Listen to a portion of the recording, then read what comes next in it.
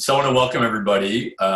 Many of you I know, but some I'm meeting for the first time. My name is Michael Goldberg, and I am the executive director of our Veale Institute for Entrepreneurship, and I'm also a faculty member at Weatherhead. I've got Peter B. Lewis in the background for Jose to get all teary-eyed, remembering walking the halls of our building. And it's great as part of our alumni speaker series to welcome back to campus Jose Diaz. I got to know Jose as a student when he was getting his MBA, and we got to travel together on our international course. And during the time he was working for Goodyear in Cleveland, we were lucky enough to see him. I know Tiffany McNamara is on from ThinkBox. Jose and the Goodyear team spent a lot of time in ThinkBox and have been great partners with us on competitions and hiring students. And so when we were thinking about alums to invite to our speaker series, we were thrilled that Jose could join. So I also want to welcome Lauren, who is one of our undergraduate students from Case Western Reserve, who will be moderating the discussion. Lauren has had a very interesting journey in 2020, which maybe you can give them tell them about, but she just basically got stuck in Kenya visiting families, that did her spring semester remotely in Kenya and just came back to the US in August and has been interning this summer for one of our awesome alums, Hallie Tecco at Natalis. And so it's awesome to have Lauren moderating. So I will turn it over to Lauren. For those who haven't been on our sessions before, please let us know via Zoom if you have a question that you want to ask Jose. We'd like this to be as interactive as possible. And if you're on LinkedIn, just put a note in the comment and what your question is, and we'll make sure we check LinkedIn and relay it to Lauren. And this should be a lot of fun. So Lauren, over to you. Hi, everyone. My name is Lauren Boutia. I'm a second year at Case Western. I'm majoring in business management with a minor in biomedical engineering. Thank you, everyone, for coming today to talk to Jose about basically his life's journey. He's a Case Weatherhead graduate with an MBA in strategy, design, and innovation. For the past 5 years, he's actually been a senior manager at the San Francisco Innovation Lab at Goodyear Tire and Rubber Company, where he creates new ideas and spearheads many projects. Jose is also head and founder of AndGo, a revolutionary sustainable company that connects electric cars to servicing and maintenance. Jose has stayed in close contact with his alma mater, Case Western. Just last year, he won Case Western's Young Alumni Award.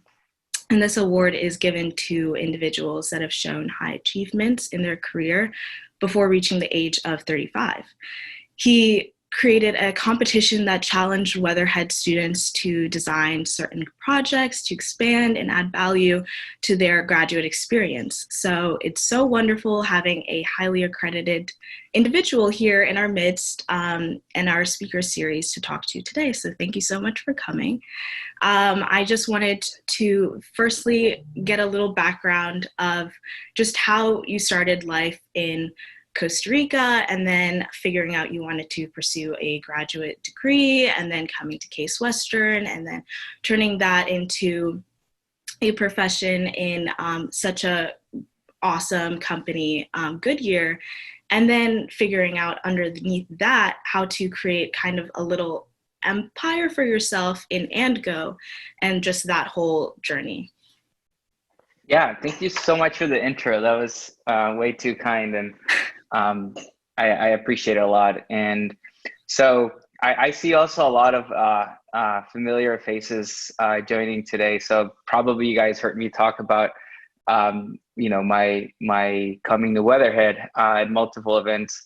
But I'm from Costa Rica, born and raised there. And I went to design school in Costa Rica to a kind of like the Costa Rican Institute of Technology. So it's kind of like a famous school in the area for technology, but I did my design degree there. And very quickly, I actually wanted to be first like a furniture designer, and I wanted to like build furniture and work with like wood and materials like that. And that switched very quickly in the first year, and I started doing more digital design and started doing more prototypes on the computer and just, got way more interested in that path, and worked to that for, for the rest of my undergrad degree there. And that kind of led me to just do like, a lot of websites and a lot of design work for different people. And but I always decided to like research and try to understand like what would make, a website better than another one, what kind of tests you can do, etc. That kind of led me into a job with an institution called INCAE, which I think Michael might have heard the name. It's kind of like a famous institution in Central Latin America because it was founded by Harvard in, I think, the 60s, 70s, when actually JFK came to Costa Rica in one of his visits and to Latin America. And he asked all the presidents of Latin America, of Central America there, what do you guys need from the United States? And they all said in agreement, we need a business school. So he came back to the US, wrote a letter to the dean at Harvard, and the INCAE project started. So INCAE is this like kind of little gem hidden with offices or buildings in Nicaragua and Costa Rica. And I went there and I did kind of like 3 years of research in new media, technology, design. And it was really cool, really interesting. I was working with people that were just coming from Harvard and MIT, and we're just doing research in Latin America. So it was an incredibly rich experience. And I immediately noticed this big kind of like gap in design, which is business, of course, right? And strategy, and thinking about like what I call the front end of the whole design process, right? Normally a designer, when you work for an agency or just a creative company like an ad agency or an illustration agency or a digital production agency, you kind of get like a brief from a customer that kind of tells you, this is what I'm trying to do because of X, Y, and Z, and this is what I need you to do. And that's pretty cool, but you kind of like that's your starting point. And when I was working at INCAE, I realized that there's so much that was happening before. All the assumptions were already made before that starting process. So I started getting really into like design in management, design in business, realizing the kind of like intersections between desirability, what the user wants, which is what I would study a lot, viability, which is what the business can actually do and do it in a way that makes, profit, revenue, and then the other one would be like technology. What is actually feasible in all of that? So like pushing the boundaries of technology while being very user-centered, while having some sort of business model in place that you can work with. So like design as a whole thing wasn't incorporating those things, but as I was in INCAE and I was studying and working on these things, I realized that I needed to build a bridge between design and business. So I started doing some research into like, what should I study next? Where should I go? And the typical path that was recommended to me by my mentors at that time and professors from design school is you got to go to Europe, or you got to go to the US and get like a degree in like design strategy or design something, right? And I met a person that actually studied at Case for a while, did his PhD there, Hector, and I think some of you remember Hector.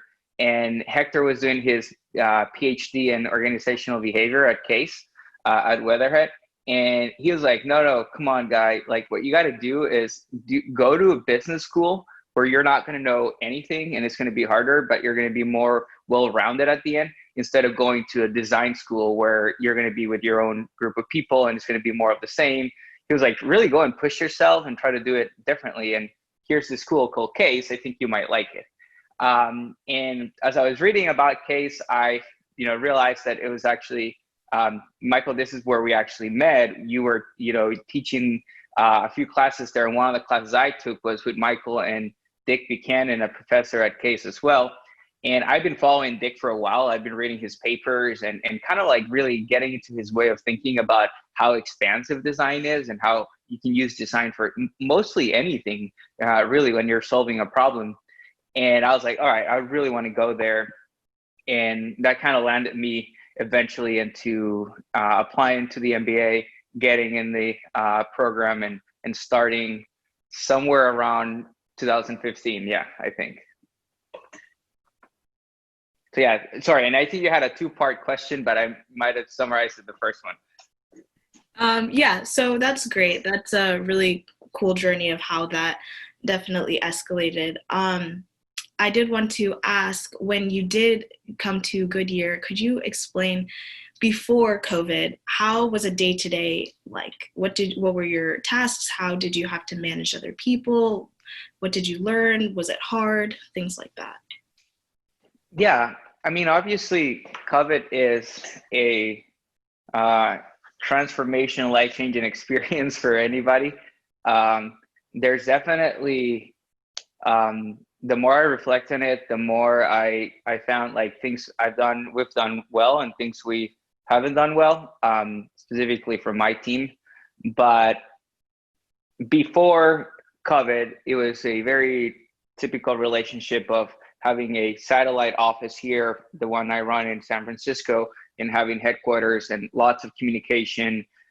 We would do a lot of work in what we call the new ecosystem of mobility, which are all these kind of like new trends coming up that are becoming businesses, like electrification of vehicles, electrification of energy supply, autonomous vehicles, shared mass transportation, new models in shared transportation as well. So we would have like constant communication. We would have executive trips, happening every quarter, if not more often. Just last year, I think we hosted our CEO 3-4 times, our CTO around the same time, and lots of other executives. So in a lot of ways, like 20-30% of my time has been to kind of do those, we call them like executive trips, executive safaris at times, go and show them what's happening here, go and show them what we're doing, etc. And so that was very common back in the day. And it was actually really, really good. It was like this really healthy shared of information where, people needed to see firsthand, what was happening and how were other companies, struggling with some of the changes, right? Now COVID happened, and the first question is like, how do you maintain those channels? What do you do now, right? Because what you want to do when you have a satellite office is you want to you want to show consistently value in a way that people are reminded that you're there in San Francisco and it's the most expensive market in the world, or one of the most expensive markets in the world, and you have all these people working. What are you guys doing? This shouldn't be like a facility where here's some money and let us know in a couple of years what happened. Like, this is more of a facility that just constantly is talking back and showing what we're doing, right? So when COVID happened and we couldn't have those face-to-face anymore, first of all, it was concern about our actual team, right? Making sure that people were okay, making sure that people were safe, making sure that people were mentally okay.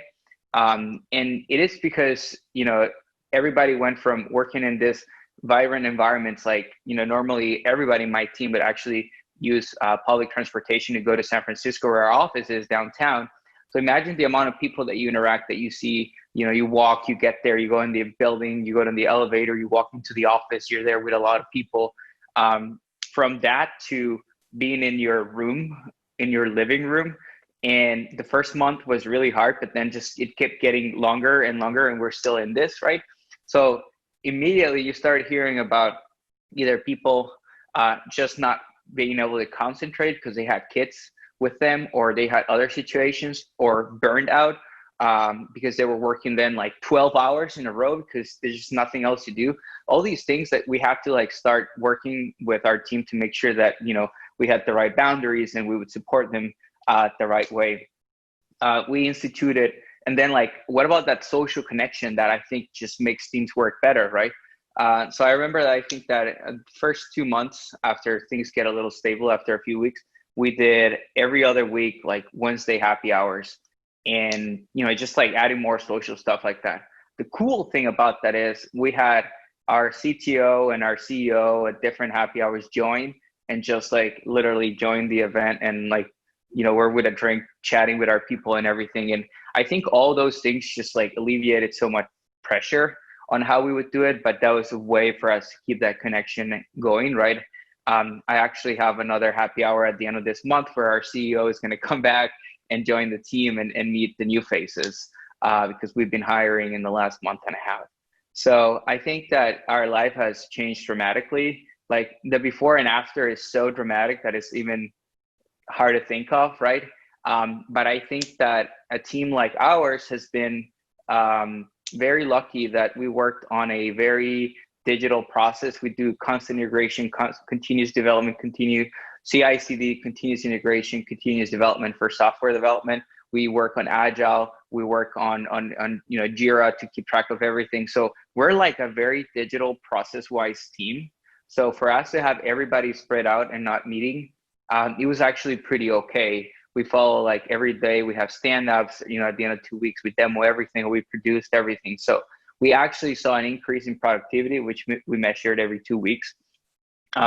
So for us, it was more like, whoa, we're getting too productive. Like, let's make sure that people are taking rests and breaks and giving people vacation and et cetera, right? So a lot of that was mental health and just bringing it, up one-on-one with people and seeing how they're doing. So I feel that my role as the head of this office here and the projects that we have in other regions, has been a lot more of that, of just being really sensitive about people's situation and where they are and how we can help them, manage those things. It seems like you're doing a great job. I know that the going from something so normal and then having it completely switch, and then everyone is just pretending it's normal, and then we're adjusting, but then really going back to mental health, I think that's great that we've realized that that's something that we need to actually take into consideration. But I did want to ask, choosing Goodyear as a company, I think that a lot of the students in this forum would love to hear the story behind, working there as a graduate, in an internship position, and then turning that into a profession that you've had for multiple years now. Yeah, for sure.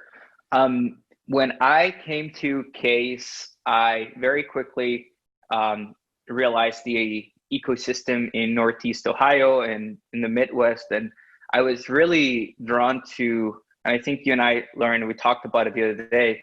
I remember reading on Wired magazine, the Industrial Revolution 4.0, and how they were talking about, how the first revolution happened and there were some digital revolutions, and now one with more materials and mechanical components had to happen, which was the Industrial Revolution again of, and it was worked a lot in the Midwest, et cetera. I was really interested in all of that. And very clearly, Ohio, Cleveland being such a heavy industry region, right, with companies like Goodyear or Sherwin-Williams and et cetera, right? And you obviously have new innovations around mechanical and biomedical startups, et cetera. But it was very heavy in that with, also metals, et cetera.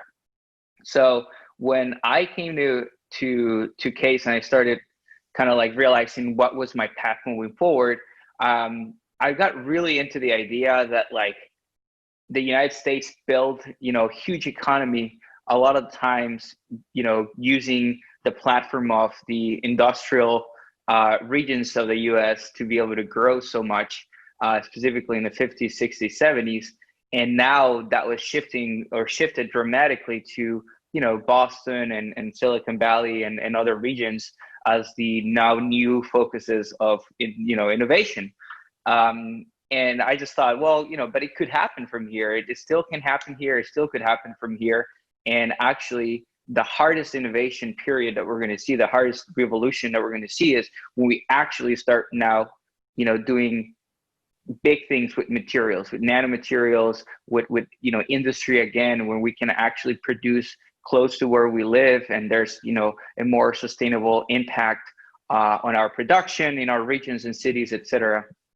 So I really quickly understood, okay, I'm going to have to, or I could find really good opportunities within this ecosystem here around CASE, and try to bring in my own kind of angle to it of digital work and some sort of design work that I could do. But it was kind of hard because, when you come from Costa Rica here, you don't come in and say, oh, I want to go in and work for a tire company, right? and you actually don't understand what a tire company is innovating in. Like, are they doing a new tire and cool? Like, what is that? And a lot of people, like when we opened the office here, they would be like, oh, it's so cool. Goodyear is in Silicon Valley in San Francisco. Why? and that was a very legit question that we all had to answer ourselves and figure out what was the mission and vision of what we're doing. But I do remember very clearly, I was walking Weatherhead and PVL, and Julie, you might have heard this story, but Meenakshi was walking and she said, Jose, I told you Goodyear is here and you should go to their information session. And I was like, I know Meenakshi, and Meenakshi was, she was heading our career management office at that time.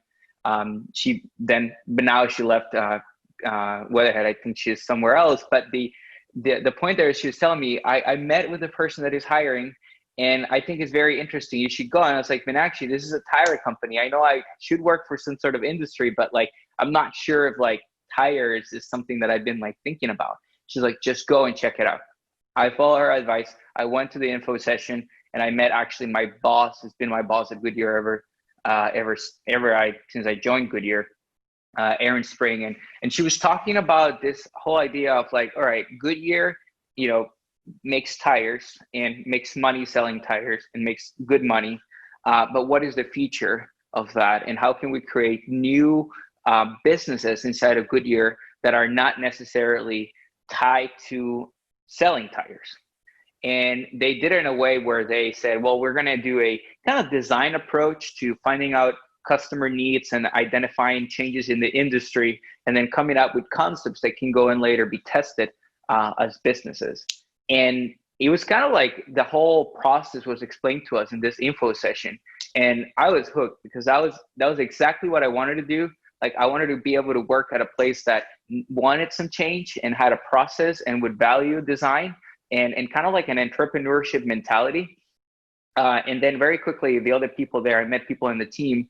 Aditi, Michael was there, and she, she's now at Honda, I think, but she was with that team, and she came from the MEM program at Weatherhead, and there's other people from the entrepreneurship programs at Dartmouth and other schools, and it just felt like a different group of people. So I was like, okay, I applied, I interviewed, I got the internship. And then something really cool happened.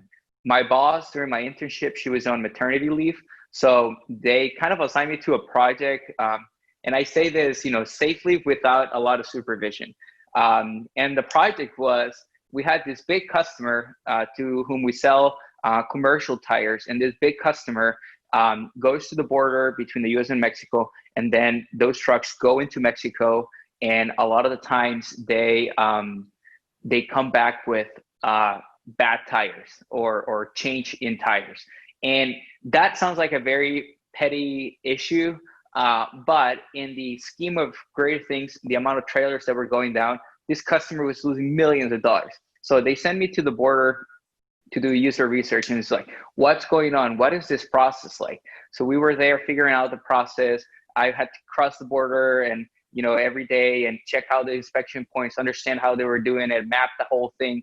And it was just fascinating. I came back to Goodyear headquarters with this like huge map of all the inspection, all the processes, all the things. And I was like, this is a process made for error. Like, there's so many points where you can actually change and steal or just like lose a tire. And nothing really came out from that. Like, we didn't do anything more, but at least we knew what the problem was. And from a design research perspective, it was very fulfilling. So later on, that project went really well. It started the RFID and tire project for commercial tires, which is how do you actually keep track of the tires with sensors. And then I landed the job later on when I graduated. So that was kind of how I landed into Goodyear at the beginning. Awesome. That's really great to hear. I love that story. I think it worked really perfectly. And I feel like a lot of, at least many people in my situation where we're still in college and we're kind of like, how's our career going to go? Like, and it's worked seamlessly for you. So I think it just brings a lot of joy for us because we are excited for something like that to happen for us. I do see a question here from Igor, I believe. So I was just going to read that out. So Hey, he's, Lauren, maybe just maybe if people are okay, he can just unmute and ask it directly. yes, also that too. Sure, happy to ask. Hi, Jose. I'm a Weatherhead management accounting student and also on a data analytics track. And I've also got a little bit of an entrepreneurial background, and I was just curious how you manage to work in innovation and serve as an innovation manager for such a huge and well-established company. Goodyear is over 120 years old, and whether you have any challenges. Yeah, no, thank you. I mean, there are a lot of challenges, but it's like, I'll use the word that our CTO Chris also explained it, and he's kind of like one of our main sponsors. He said, you got to keep working on the old company and keep maintaining that, but you got to build a new. So that works really well, and it's very poetic. What that really means when you're actually in the weeds working is when you're building the new, it means that you got to then build new processes, you got to build a new culture, and you got to set up new vision. So new processes, like biggest challenges we have is understanding with IT, with legal, with cybersecurity, with HR, with talent acquisition, how can we work and operate in the new space, in the new mobility space as a small team here, hiring faster, understanding turnover, taking more cybersecurity risks, using different IT tools, taking in new kind of talent that hasn't existed, that didn't exist before in the company, and bringing them along and using them to grow the product, and then setting up a whole different ambition that is not tied to selling tires. So how do you do that? That I think is where the art strategy comes in.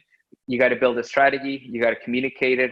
You have to have, in my opinion, because I've seen it happening the other way, direct links to executives, and you got to build and nurture those, where you can tell, sporadically meet with your CEO and explain what you're trying to do and get him on board with the change. And very continuously, in our case, meet with our CTO and explain to him what are some of these specific challenges that we have. Always come up with solutions to a problem and say, we have this big problem right now, but this is what we think we can do and how we're doing it. So that's how we've managed that balance. And at the same time, I think a good metaphor I like is our lab here is kind of like a satellite revolving around the sun, and Goodyear is the sun, that 120-year-old company. If you get too close to the sun, you burn out. If you move too far away, you lose your gravitational pull and you drift into space. You become irrelevant. So if I start saying to our executives that I want to build autonomous cars, and Goodyear, I want you to be a player in the autonomous car industry in the way that we're going to be a provider of vehicles, then I drifted so far away that I'm just no longer relevant anymore. But if I come in and say, I'm going to be working on a new rubber material, or I'm going to be working into this process that is really tied up to the operations, then I'm probably not the best team to do that. I don't have the right resources and materials. So I burned out, I dilute inside of the company, right? So it's a matter of like the new and the old, being able to manage those cultural changes, and at the same time, understanding what's your space of work that you're going to be relevant and bring value to the company by, because when you have like entrepreneurial, let's say, freedom to go and say, here's an idea, let's go and do it, we need this much money or this many resources, you can get really wild and you can come up with a lot of things, but it's always like, how do you attach those things to the company, and how do you do it in a way that makes sense for the people giving you the support that are going to make you successful and stay open in the long run. I hope that answered the question, Igor. Thank you. Yeah, definitely. Thank you. That's very interesting, finding that core level of balance. Cool. Hi, Jose. My name's Prabha. First of all, thank you so much for being here. I've been taking some really interesting notes since you started talking and since I got on the call, and it's been extremely engaging so far. So what I wanted to touch on is I'm extremely interested in sustainability at every level, and I would just want to ask, to what extent do you think that sustainability has an impact on the future of what it is we can accomplish as change makers, or in your personal life, how has that affected you in the way that you, I don't know, run your house, or just in your daily life, how has your sustainability practices affected the way that you live? Um, so do you mean the way that we live? Like, I mean, me personally here in San Well, Francisco, I or think we both in as a personal connection, but also as a community level. So are there impacts that you find that other people have on your life that are direct or indirect? And do you find those impacts vice versa within and without your company? I think in a business sense, yeah, but also in a personal sense. that's a really really interesting question. Thanks. Um, I'll try to answer it two ways. So like I'll start with our work here. Um, we are one of our things that we do here is when we open the office is the Goodyear first. The story is Goodyear first sent me for a recognizing the territory, getting the lay of the land for a few months, understanding what we would have here. And I did that for 6 months. A CTO came back and I presented, we should open an innovation lab in San Francisco. And one of the things I said to him is we should work on new ideas, the new space, but we should also focus on building a new culture. And I don't mean that the current culture at Goodyear is not thinking about sustainability. Actually, they are, and in many, many ways. But we here thought like, okay, we have to be lean. We have to think of our operations in a lean, in a more clean way. And we also have to, let's go and work with companies that are thinking about sustainability in an interesting perspective. And we went and we partnered with those initially, right? We partnered with a company called Envoy, which is all electric vehicles. They put electric vehicles in different facilities and buildings and condominiums, et cetera. And their whole mission is, hey, we have a condominium and you can actually have a swimming pool in LA or San Francisco. But what if you grab that money and you put 4 or 5 electric cars for people to be able to share in that parking lot, in that community? And what we do is we use our platform, Ango, that I think Lauren mentioned at the beginning. We connect to that company. We go and service those cars at location when they need to. So very quickly, we focus mainly on electric cars, which unintentionally made us kind of like this electric car expert right now. And we see hundreds of electric cars every week. So thank you so much. As a follow-up, I've been trying to understand more about the more computer side of what sustainability could look like. So for context, I'm an environmental science and policy major with a computer science minor.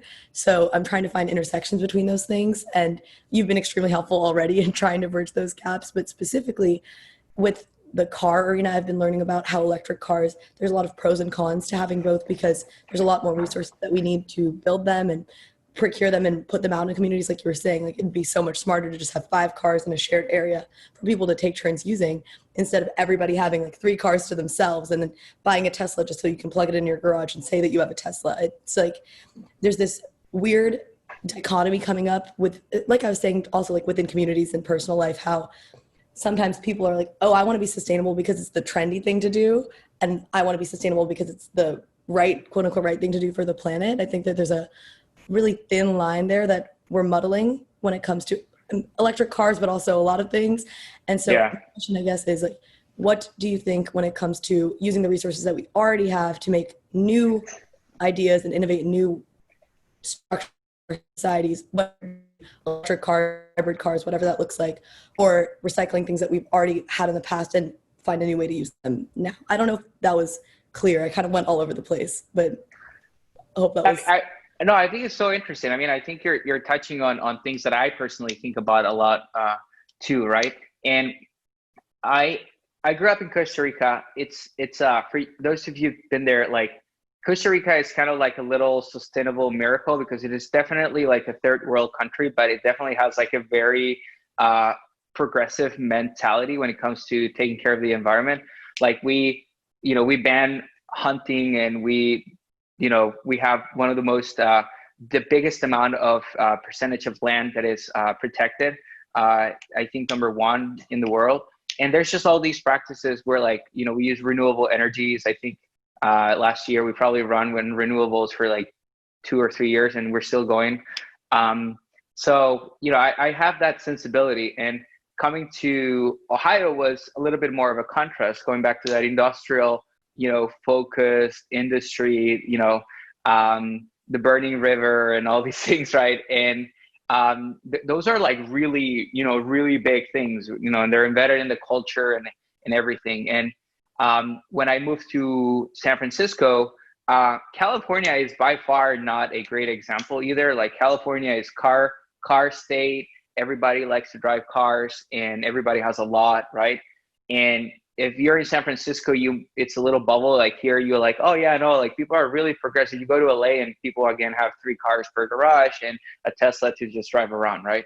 So, but I think that there's 2 things that I definitely noticed in a change, and is like in San Francisco, in the Bay Area, the density of living here creates a awareness of taking care of each other. And I've seen it through COVID-19, which is super interesting, where like at the beginning, our major London breed came out and said, hey, I want to close establishments and I want people wearing masks. And it wasn't that bad. It was like later on when like some other people started saying in other cities, it became like this kind of like, how dare you kind of thing. Here, it was more like, okay, for the betterment of everyone, we got to do these few things. Okay, I get it. Or let me tell you another thing. Since I'm at home all the time, now I'm trying to like recycle everything and grab everything from the yard and start planting things and everything. And here we have our trash provider, Recology, and it's like such an amazing company. Like the way that they train people in San Francisco to, do your compostables and do your recycling, it's like a lot more advanced than what I saw in Cleveland for sure.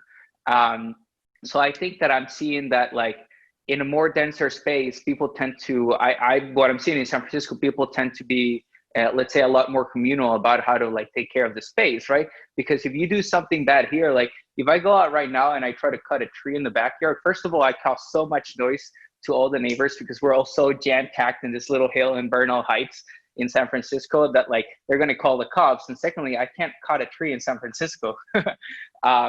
So yeah, I don't know. It's just a lot different personally experience there. I could talk to you about this forever, but I'm gonna let other people ask their questions. So I'll definitely reach out to you after this call and we can have this conversation. Thank you so much. Thank you. I do see some questions in the chat. I know that Elizabeth and also Tiffany have questions, so I will head it over to them.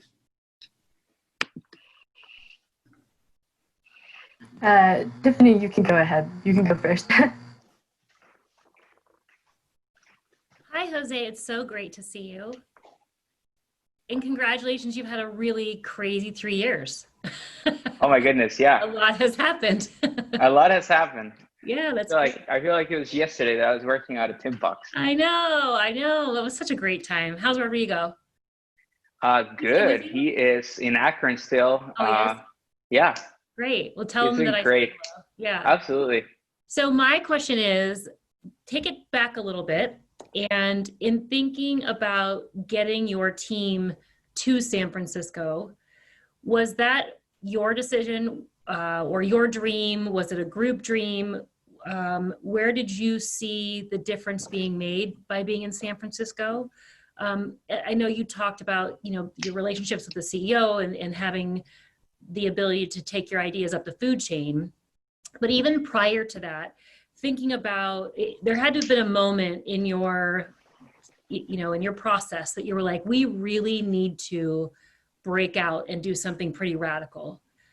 I'd love to hear if that moment, when it happened, how did you formulate that into something that is in speak to executives or people that don't necessarily understand ideation, design, prototyping at the level that you do? How did you convey that message and what was that process like? Yeah, I know that's a really good question because as you are describing, like it was only 3 years ago that we were at ThinkBox and we were doing our first kind of moving outside of the headquarter office to do work. And every time that I go back to or talk to at Case or meet with somebody at Case, I try to draw some comparison between like what was it like there or back when I was there and now. And one thing I learned from Case and I've been seeing a lot is culture is so important, and motivation, and giving people the right freedom of space to think differently and be able to just be a lot more relaxed. I personally think that, Michael, that's one of your greatest assets, is like how you make everybody so comfortable and chill in your classes so they can actually just like open up and start talking about, new ideas or new concepts or new, whatever it is. And I this is not a criticism to Goodyear. This is actually just a lot of headquarters are like that, especially in the Midwest or the East Coast, where they're, let's say, a lot more formal. Like there's a lot more formalities. There's a lot more of like risk aversion. And you have two options. You either learn how to work in that environment and you work projects that make sense there, or you just have to leave somehow. I think that that's something that I appreciate a lot. I took some classes when I was at Weatherhead from the OB faculty, the organizational behavior around culture change and organizational change. And it was very clear that you needed like an intention to change that. And you needed the right space to do that, right? ThinkBox was that first experiment. Like actually, if you look at the whole timeline of getting to San Francisco, ThinkBox was the first step on the bigger plan, right? Of like being able to, let's get out of the office and let's earn our executives' trust that we can actually do work outside of the offices, and that we can work with different people. So if you recall, we worked with some students and we had to have them sign some agreements because they were going to be working on IP. And that was like the first and like step that we had to move with legal to be able to work and collaborate with different people where we're going to be sharing confidential information. So that again set the first kind of like jurisprudence of like what we will be doing with legal and what we'll be doing with future companies. So like what we did at ThinkBox from that legal point of view has been, again, the first step in like many, many more that we have taken ever since with multiple companies that we have to work here, startups and big companies in Silicon Valley. And very quickly, we were working at ThinkBox and I was going to LA a lot to work with this startup. And we realized that, there's just a lot more happening in California, mobility-wise, that was happening in Ohio. And that's like a no-brainer. Ohio is not known for like the mobility, revolution, but like Ohio does have other good things, but that one was just not particularly happening in the Midwest. So when we realized that we needed to leave or go to, the West Coast to try to work more, there was always this question of like, well, do you need like a satellite office? Can you just like go every month? Or do you need something else, right? And the change of leaving headquarters to working on ThinkBox was so interesting, especially, and I don't even remember, Tiffany, we brought in the executives from North America one day. We had a whole session with them. It was the most different session I've ever had with that group of people. And I just couldn't stop thinking of like, what if we had an office in San Francisco or Silicon Valley? Like, what couldn't we do, bringing the CEO there and doing this whole thing, right? What couldn't we change in terms of like opening people's minds? And I learned also that it's individually, everybody is open to innovation and everybody like thinks that these ideas are great. It's like when you collectively put everybody in a place like, a corporation where they don't want to take risks, So like grabbing like 10 executives and having them take a risk that is new and it's outside of the business model, it is so hard. But if you can grab them separately and show them some stuff and then later on bring them back again outside of the headquarters, either at ThinkBox or at, in San Francisco, and then you have them think about this problem that you're trying to solve in a novel way, that's when they break from the chains and go up and say, well, we can do those things, right? So yeah, we definitely started that path and we knew we wanted to land somewhere in Silicon Valley, but it definitely took a lot of little steps, baby steps to get there. We miss you here. That was such a fun summer. I miss you guys too. Thank you. It was so much fun. I definitely agree on that. So Thank you. We did get a question sent in from LinkedIn. I believe her name is Frey Watt. Asks, have you ever made a wrong decision in your career? And if yes, how did you handle it? Yeah, so sorry, my internet just went a little choppy, so my video will come back in a minute. Yeah, absolutely. So I make wrong decisions every day. um, it's a matter of like,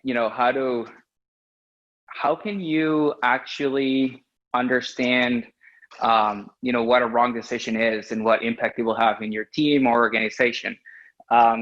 When we came here, and very quickly we decided to build a digital platform that would signify a future business for Goodyear, and we identified what it was. I very, very clearly realized that I was completely out of my comfort element, because I do like design, digital design, and all that work, but this was going to be a lot different. This was going to be a lot more challenging, and that kind of puts you. It's like a fish out of water. You have to kind of go and like be very humble and realize that you need a lot more help that you thought you need, and you're going to be making on a daily basis a lot of mistakes around, I don't know, data infrastructure or cybersecurity, et cetera, data platforms too. But the way of doing that is keep it simple, stay humble, surround yourself with smarter people that you are, and listen to them. And that's how I think you can overcome making bigger mistakes by solving them quicker, on a daily basis. You're absolutely right. I think everyone could definitely take that advice to heart. So I do see in the chat that there's one, we have a couple more minutes. Bob has a question. If you'd like to unmute and ask your question. Sure. Hi. Yeah, I do. This is Bob Sopko. I run LaunchNet at Case, and I do remember when Goodyear was there and you guys running around, and it was awesome. So Plug and Play Tech Center, I believe, and I don't know if it's still going on. Do you still have a relationship with them? Because I've worked with them extensively in the Meta area, and we had like about 10 people from Cleveland coming out there. They're now working with Progressive Insurance, Cleveland Clinic, and also university hospitals. Yeah, we're still part of that. Plug and Play is really, really interesting. This whole ecosystem in Silicon Valley is very interesting, because what happened was you had like these huge companies that had been here forever, or huge companies that came here a long time ago. Like, let's say long time ago now, it's like 10, 15, 20 years ago. And then you have a group of companies that started coming here 5, 10 years ago. And when I mean group of companies, I mean like, your Goodyear kind of size companies, or tier 1 automotive suppliers from like Europe or Japan or China. And as all these companies were coming in, they need to, what I kind of like to think is like graduating from, being a complete newbie in Silicon Valley into like bigger leagues of like being able to either invest in startups or do joint investments. And, there's like a lateral, ladder that you have to go up to be able to get to that point of maturity. Plug and Play is really great when you just land in Silicon Valley and you're like, what am I doing here? How do I deal with this ecosystem? Because if you don't, then it's like drinking water from a fire hose. It's like, there's so much you can do here. So many meetings, there's so many distractions, there's so many events, there's so much knowledge that you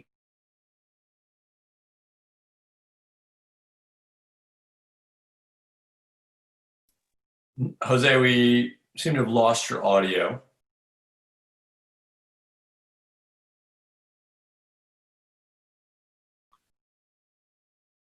Do you have my audio back? Now we got you back. Yeah. Now we get you back. Audio back. Yeah. I'll turn the video in a second. Where was I? Just explaining the drinking from a fire hose of just so much going on. If you don't partner up, it could be overwhelming.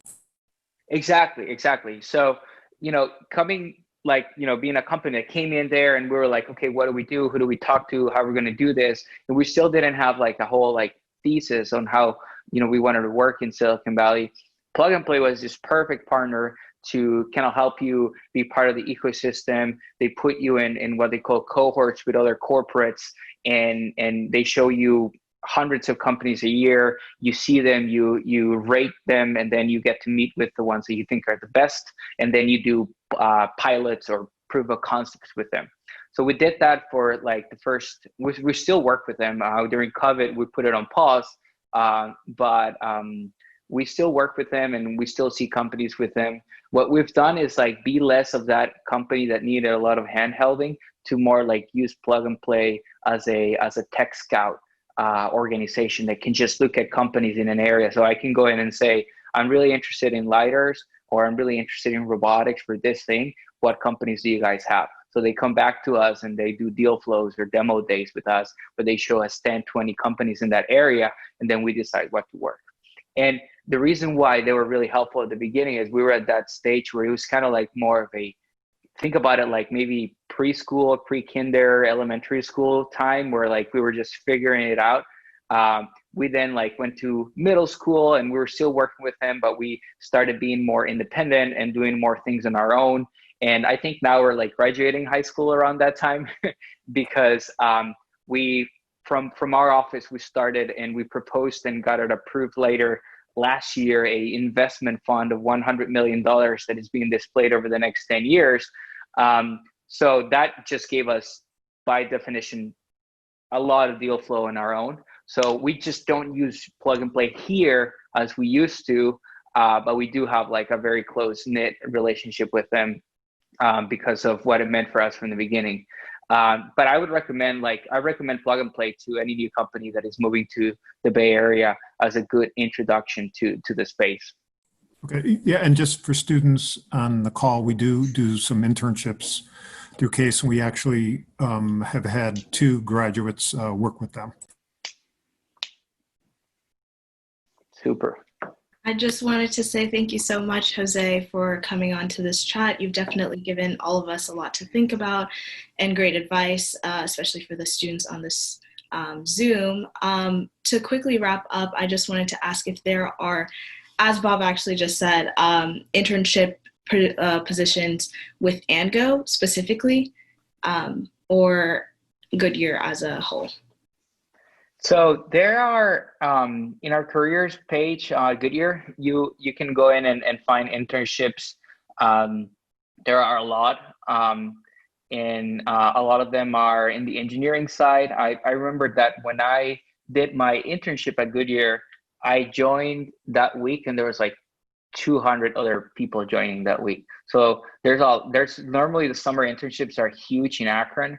I haven't, for a reason of bandwidth, done internships in San Francisco yet. We're focusing a lot on the growth of the team in a very like foundational way. So right now, I think we're reaching 22, 23 people. A lot of them are experienced software developers, experienced designers, operations people. We lost your audio again, I think. Uh-oh. Okay. Well, just I'll give you guys Jose's cell phone number. You can just call him about your internship. Maybe you lost the audio a little bit. I just said while you were gone, I said I'm going to give everybody your cell phone number. They can just call you directly. Anytime, he's up all night, so you can call me. Oh man, I wouldn't mind. I wouldn't mind.